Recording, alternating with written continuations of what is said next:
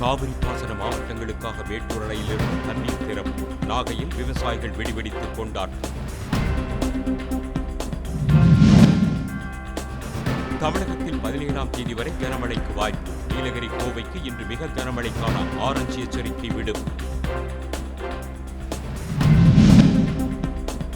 2026 தேர்தலில் அதிமுக போட்டியிடும் தொகுதி எண்ணிக்கையில் சரிபாதி பாஜக போட்டியிட வேண்டும் என பிரதமர் மோடிக்கு அண்ணாமலை கடிதம்.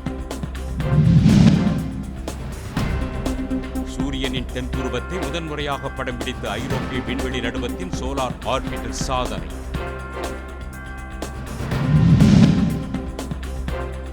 உடுமலையை அடுத்த சுண்டக்காம்பாளையம் முத்துமாரியம்மன் கோவில் தேரோட்டத்தில் திரளானோர் பங்கேற்று வழிபாடு.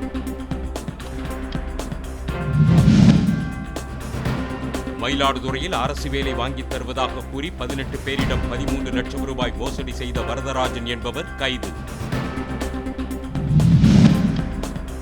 சோளிங்கரில் சாலையோரம் சடலமாக மீட்கப்பட்ட பாமக நிர்வாகி சக்கரவர்த்தி. உரிய விசாரணை மேற்கொள்ளுமாறு பாமகவினர் சாலை மறியல். ஓசூர் அருகே மகாராஜா கடை பகுதியில் முகாமிட்டுள்ள காட்டு யானைகள் பயிர்களை சேதப்படுத்தி வருவதால் விவசாயிகள் கவலை. வங்கதேசத்தில் நோபல் பரிசு பெற்ற கவிஞர் ரவீந்திரநாத் தாகூரின் இல்லத்தை போராட்டக்காரர்கள் சூறையாடியதால் பரபரப்பு.